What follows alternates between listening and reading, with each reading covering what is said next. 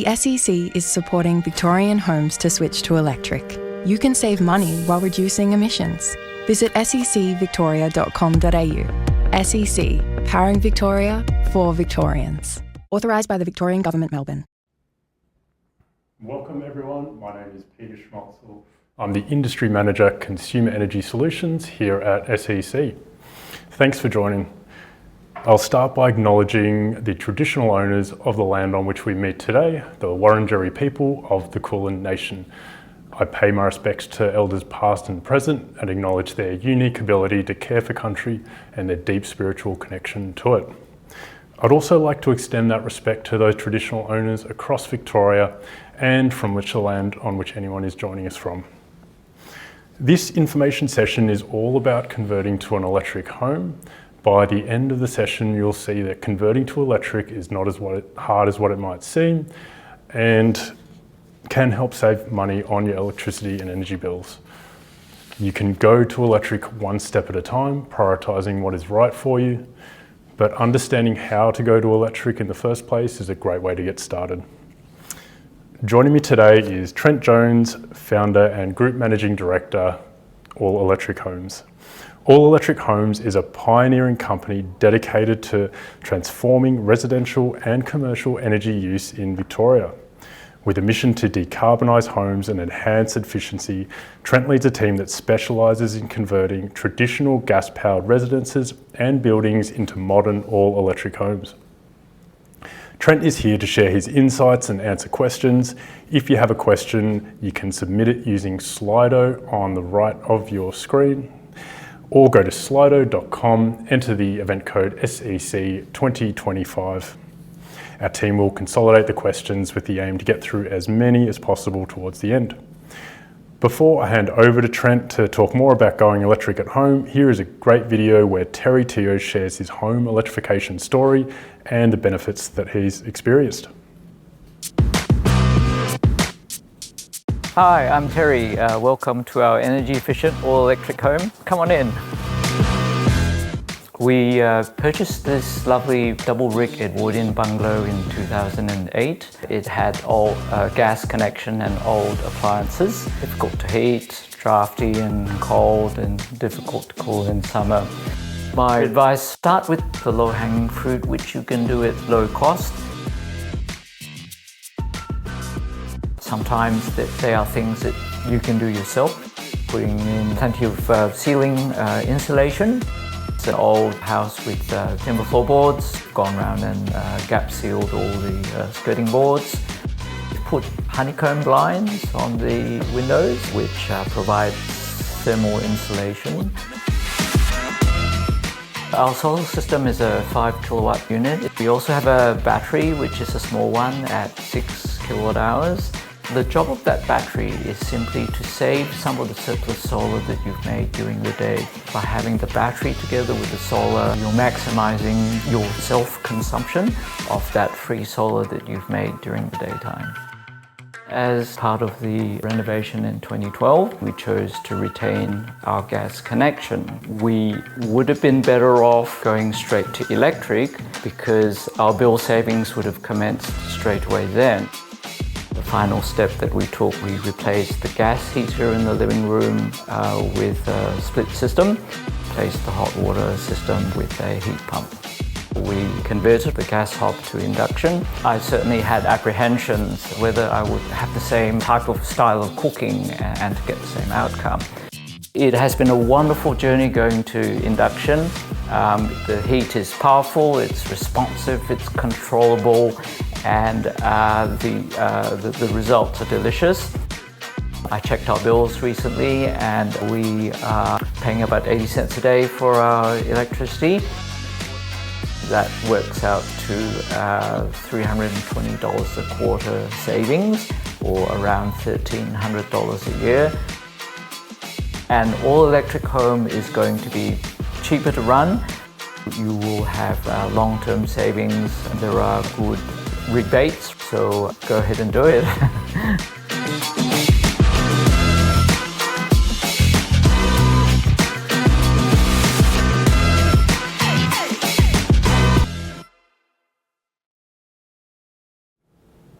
All right, yeah, I really like that video actually, but over now to Trent to tell us more about switching to electric. Yeah, thanks Pete. So I'm going to talk to you a bit about what an all-electric home is. It's pretty much exactly what it says it is in the headline. In Victoria, we've got 70 to 80% of homes in Victoria are dual fuel homes, so they've got a mixture of gas and electricity to help operate them. So I'll set the scene a little bit here. So let's talk about a 3-bedroom home, brick veneer, tiled roof. And we see a lot of these homes in Victoria, and a lot of these homes have generally 3 gas appliances in them. So we're talking gas space heating. It could be either ducted gas system or wall furnaces. They have gas hot water. That could either be gas storage hot water or gas instantaneous. And then the final item we generally see is a gas cooker. Now, there are other forms of gas heating as well. It's gas hydronic heating, whether that be underfloor slab or radiator panels on your wall. So that's typically the gas appliances that we see. Now, an all-electric home means that we need to convert those gas appliances to highly efficient electric appliances. And we're fortunate enough now with state and federal funding, we've got access up to 30 grand worth of subsidies to actually help you transfer from gas to electric. So we are very fortunate here in Victoria. So we'll just dive in a bit deeper about what these appliances do and the types of technology that we can replace them with. So for example, a gas heating system, whether it be gas ducted or gas space heater, the best form of electrification in that area is to go split system technology. Split system air cons, which are heat pumps, are very efficient. They can be up to anywhere between 300 to 500% efficiency. Now we compare that to gas technology, a gas space heater or gas heating in general is around 80% efficient. So just with that in mind, we can quite clearly see the value of electrification and how good heat pump technology is. So there are many ways we can apply this to a home, whether we choose single head split systems. There is a multi-head split system option, and you can also go a gas ducted split system option as well. So they're the 3 types of upgrades we can do in the heating sector. With hot water, it's really simple. Hot water heat pumps is an electric technology, and they pretty much apply the same principle as the heating side. It's heat pump, and it is again 300 to 500% efficient as opposed to 80% efficiency with the gas. So the hot water heat pumps generally go in the same spot as your existing system. It's very easy to do that swap over. It just depends. There are some limitations around space, availability, and being inside old hot water services where heat pumps really got to come outside. And then the final item is the gas cooking that we see. Now, we've had electric cooking around for decades, and electric ceramic cooking is what we're used to, and it's that technology that it is slow. And so when we do refer to induction cooking, you just got to remember it's not that. Induction cooking is much quicker and more efficient than the old ceramic type. Once we replace all the items in the home, what really gets the cost down is putting rooftop solar on. That essentially powers all your new appliances in your house. And to top it off, if you can, battery storage is there, and that really ticks the box and creates a very efficient all-electric home. And I'll give it over to you, Peter. Thanks, Trent. That's great. So if you're looking to go electric, SEC can help. We're helping Victorians reduce their bills and emissions by offering simple and practical solutions to going to electric. We're developing a one-stop shop, which takes the guesswork out of going electric as well. So that's early next year that will be launched. This service will make sure Victorian families have all the information they need to make their homes more energy efficient, whether that's for an appliance that's on the way out, broken down, or making a plan for the future. We also run free online public information sessions like this one that offer expert advice and virtual home tours to support Victorians at all stages to go electric, helping Victorians understand the benefits of home improvements. We're working to help connect people with SEC endorsed installers as well. So that'll be to make sure you make the switch at a time that's right for them. So our website has a lot of information to help you understand your options. Visit secvictoria.com.au. You can also call our toll-free number on 1300 305 700. That's Monday to Friday, 9 a.m. to 5 p.m. if you've got any questions at all about going to electric. So key messages for anyone listening is that switching to electric is not as hard as what you might think. You can go to electric one step at a time, make a plan, do it in stages. You can start small and go up to the much bigger changes later. Over to you, Trent. So guys, I'm going to share some sort of top tips that I see a lot, and I feel it's most effective when people come to us. So if you are in the space and you are looking into electrify, the first question you need to ask yourself is why? Why are you doing it? What's motivating you to go electric? If you can't answer that question, it's very hard for the installers to provide advice around the reasons why, because there's so many reasons, and everyone's in a different part of their life. So I'll just give you some examples of that. If you are doing it for health benefits and the environmental benefits, the conversation is very different around the products that we choose. If you're doing it for cost of living benefits, again, we'll talk about different products that can help reduce your cost of living very effectively, and being mindful of the cost of upgrades. All these things are important. You need to keep a budget in mind because, like everything, you've got low, mid-range and high-end products. And these will all affect your cost to get the works done.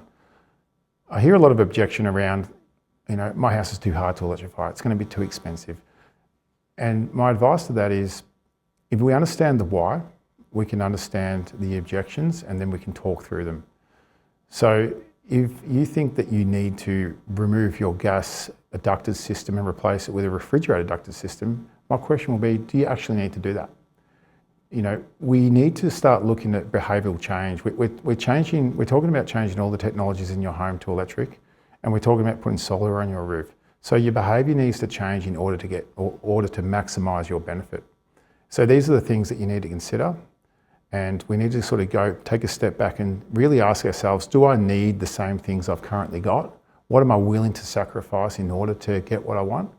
And once you go down that pathway and start pulling it apart in that way, you'll find the objections that you're telling yourself, they might disappear, because you might be happy to remove your gas ducted system and just go one single head split system in the main living room.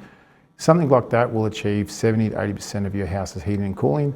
And it could be a very simple yet effective way in order to get rid of that gas ducted heater, because that gas ducted heater is usually 60% of your gas bill.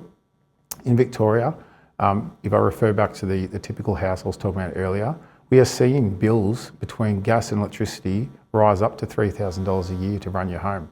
If you can fully electrify that home, we see the bills down to below $500. And we've got some real cool case studies that can show this, and it's absolutely possible. But if you've got the intention to try to replace like for like and have it exactly like you want, you can absolutely do that, but the cost to do so is going to be there. So understanding the why will help with the how and how it gets done. So I suppose that's my biggest insight I'd like to share, because a lot of people come to me and my first question is why?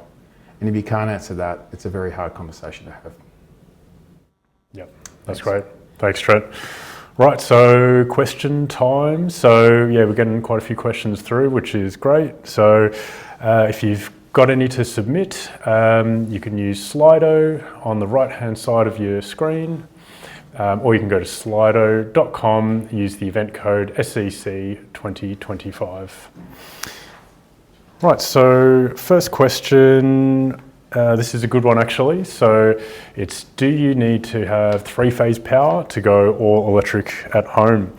And this is an interesting one. I'm all electric myself, and I did have that conversation with some, Sparkies that didn't even quite understand themselves. And then the answer is I've been completely fine with three-phase power, induction, EV charging, and not been an issue. I've never tripped the main breaker once.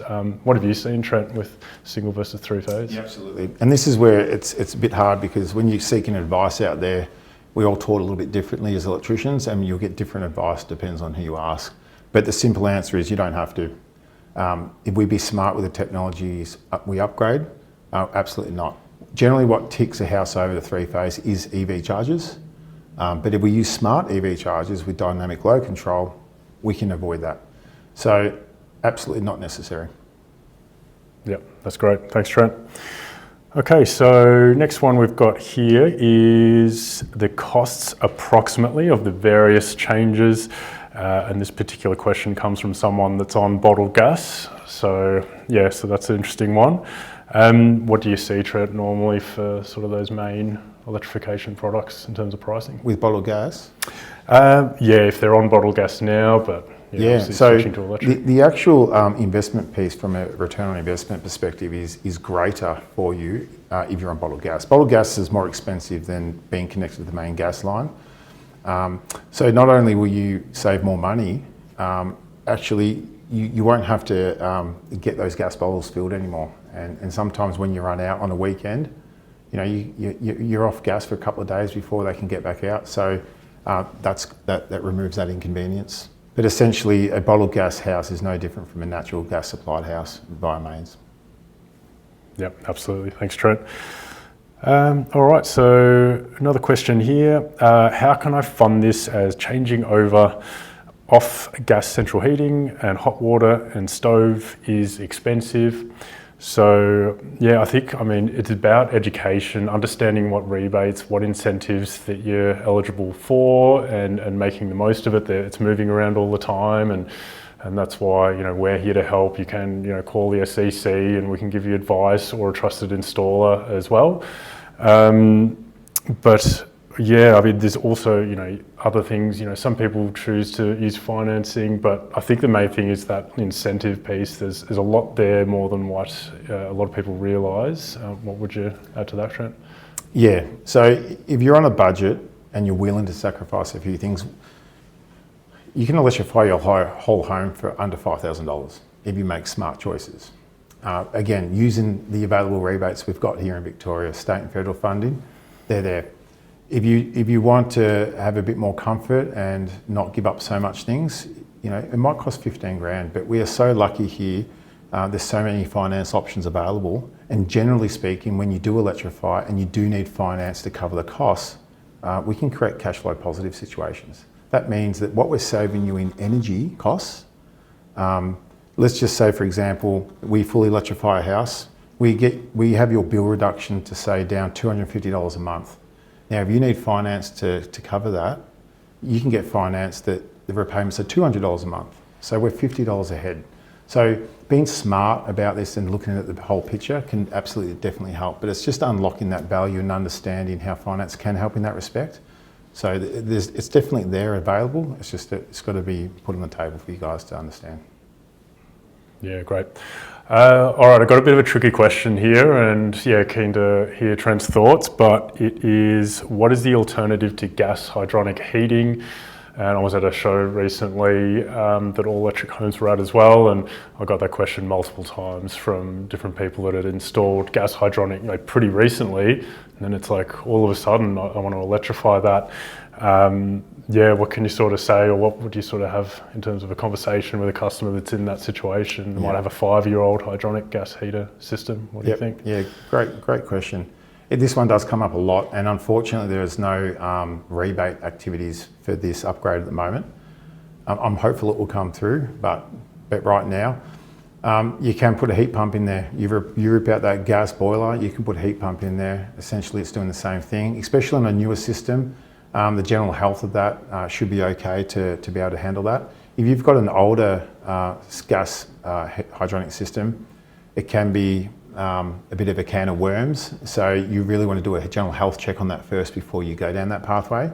It's a very expensive pathway. You won't get change out of 20 grand from doing hydronic heat pump upgrade.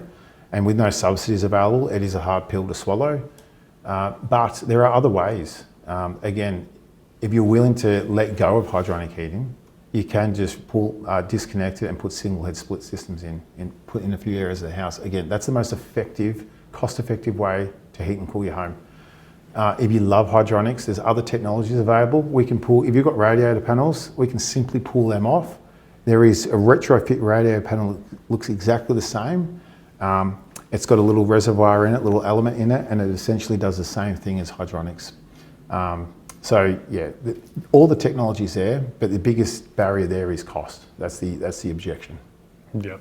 No, it's pretty cool, actually, what you mentioned. But I think also if you had a hydronic system, and let's just say you put in like a split system, like individual splits or a multi-head split system, then potentially you could use that gas hydronic, less, so you might have both, and it's a nice warmth that's created, but then you've got the other options and reduce at least your gas use. It comes down to behaviour, right? I speak about behaviour a lot, and what are you willing to give up? If you want to reduce your bills, gas hydronic heating is very expensive to operate and run. But if you love that form of heat, and if you do have solar on your roof, put a couple of splitters in to take 80% of the work away and then turn your hydronics on. So you don't always have to completely cut things off. This will come back to the why, why you're doing it. If you want to reduce cost, a blended approach can absolutely work. And then you might get to a point where, you're not turning on the gas boiler at all because you're so happy with the performance of the heating and cooling of the air conditioner. So, that's definitely a pathway you can take. Yeah, awesome, thanks. Another question we've got here, just around an existing gas hot water system that's 10 years old. Should I replace it now or wait for it to break? And I think we'd all can attest we're just out of a winter, so maybe not as front of mind now, but you can imagine with your wife and kids screaming when the hot water's not working.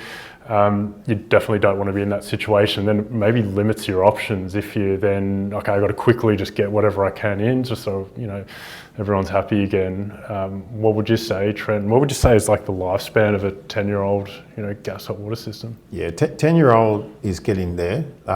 Anywhere between 10 and 15 years is the general life expectancy. So my view on that is exactly what you said, Pete, is that if you wait till it's dead, you generally I call it box one.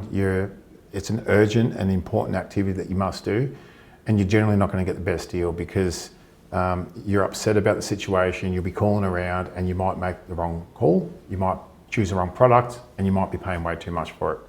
So the idea is prevention is always better than the cure, right? So if we can prevent it from happening in a controlled environment where you can make a good decision, that's always the best method. Yep, awesome. Another question here, just being what is the best appliance to start with? So, I guess there's, I'm thinking, heating or hot water. What do you think, Trent? I'll go back to the why. I can't answer that question until we understand why. If you say to me, my bills are through the roof, I can't afford another winter in my home, my advice would be, let's start with your heating system, because that's the biggest cost of gas in the home. But that aside, if you've got health issues, you've got asthma, kids in the house got asthma. All right, my advice would be, let's start with your cooker. Let's get rid of burning a fossil fuel in the home and let's get that turned into an induction cooker. So my advice around that question will be just depending on your why. Why are we having this chat? Yeah, great. Another question here is, will my water still be hot in winter with a heat pump hot water system? I found this, many times in the past. There's this misconception about, lower temperatures and being Victoria, that's, its heat pump's not going to work. But I personally haven't found that, even, with varying quality of heat pump hot water systems. Some probably better than others, maybe in alpine regions. But have you ever seen that, Trent, where it sort of hasn't worked so good because of temperature or anything like that? Yeah, so it's a misconception. 9 times out of 10, it's not the hot water heat pump causing the problems, it's how it was installed. And I'll give you a few things to consider around this. So most of the heat pumps here that we have in Victoria can operate down to -7. So that myth of them not operating well is out the door. They work. They just don't work as efficient, right? So in higher climates, so Queensland, for example, they operate more efficiently than down here. And that's just how the technology works. So they'll still always heat. Where we have complaints about they're not being hot enough or they've reduced the water pressure in my home, it's because we're generally pulling out old systems, and the biggest thing is what we call the tempering valve. We have to fit them these days. It's in order to protect our kids so they don't scald themselves. Hot water heat pumps have to get to 60-degree temperature to burn off Legionellas in the tank and keep it safe and clean. We can't have that temperature entering the home, so we have to temper it down to 50 degrees. So one of the biggest things that people notice when they go to hot water heat pumps is, my water's cooler. It's not the heat pump's problem. It's a device that we have to fit here in Victoria to protect our kids. So that's the issue around that. So, or it could be a valve that wasn't screwed on tight. It could be, again, I'll go back to 9 times out of 10, it's an installation issue, or it could be that tempering valve. But the heat pumps themselves aren't the problem.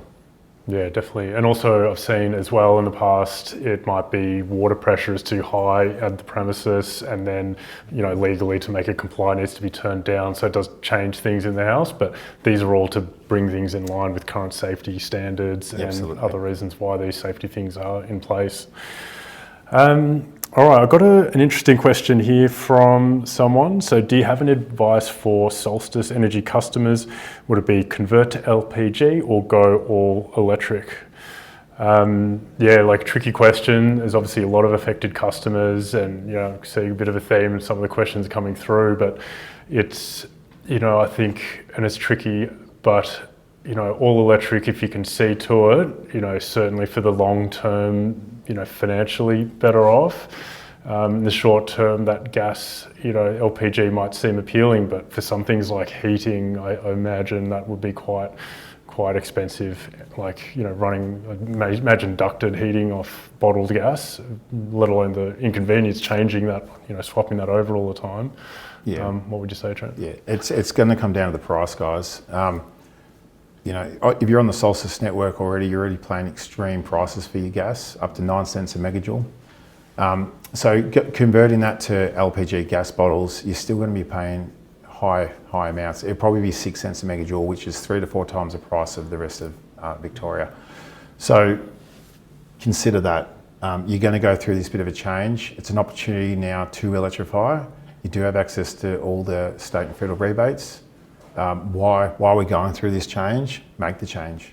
It's a disruption to your lifestyle, but if you look at the picture and understand the ongoing costs to keep gas in the home, it's not a very hard argument to make the switch. So I would very much consider the understanding what it's going to take to switch across, because you'll save in the long run, especially if you're going to stay there for more than 5 years. You'll generally pay the return on the investment's generally paid off in under 5 years for electrification. So consider that. Yeah, great. All right, another question here. What rebates are available for heat pumps and batteries? So yeah, batteries, pretty interesting time in the industry. So battery STCs in Victoria, which is just really pushed up that average battery size in market. So for batteries themselves, battery STCs, which takes thousands depending on the size of the battery off the cost, and heat pumps, you've got the STCs, so a federal incentive. You've got the VEECs, which is state-based. You've also got Solar Victoria as well, the rebate, which has a bit of criteria around it. But if it's an Australian-made heat pump hot water system, additional $400 through Solar Victoria. So yeah, they just stack up. You've got 1, 2, 3 rebates, 4, if you count the Australian-made, Solar Victoria rebate. So yeah, heat pumps is heavily incentivized, and yeah, big range of options now. You're seeing a lot of new ones come out in market, so definitely do your research. But yeah, so I probably talked a bit too much on that. But no, absolutely concur. We're very lucky in Victoria to have so much support in this space. But yeah, you're getting well beyond half price cost to upgrade hot water, well beyond. 70 to 80% of the costs are covered by subsidies. So it's a no-brainer. Batteries, again, very lucky. Federal rebate there, 30% reduction in battery costs. And again, what we're seeing from 1st of July when that subsidy came in, we're seeing sort of batteries being sold in Victoria around the 10 kilowatt range. This is being giving people access now. The average size is around 24 kilowatts. So we're 2.5 times the size of these battery systems, which is awesome for what you can do with them in the home, and basically offset all nighttime use. All right, thanks, Trent. So last question, this might be one for you, Trent. If you could pick just one thing for people to walk away with today, what would it be and why? It's a great question, Pete. I'll just refer back to asking yourself the question, why? Why am I doing this? I generally see 3 motivators, and they will help with all the questions and methods going forward. Are you doing it for, well, sorry, the three motivations are health and well-being and comfort, which is 1, environment, 2, and cost of living, 3. If you can understand that being your why, we can then help with the next questions about what appliance do I do next, okay? That will depend on your why and so forth. The why also includes what's your budget, you know, and then from there we can really just map out a plan. Electrification, looking at it like this, can seem very daunting and very complex, but it's not. You know, I heard a wise man once say that if every Australian upgraded when the gas appliance hit end of life, if you just simply upgrade it to electric, in the next 40 years, Australia will be fully electrified and will save the economy $1 trillion. So it's that simple. Yeah, pretty big numbers, that's for sure. All right, so thanks Trent, and for everyone who's watching here today, don't forget to visit secvictoria.com.au for more information about how to switch to electric. We look forward to working with you to accelerate Victoria's energy transition.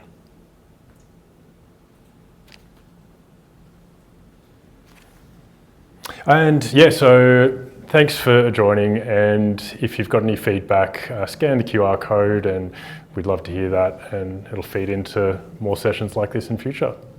Thanks again.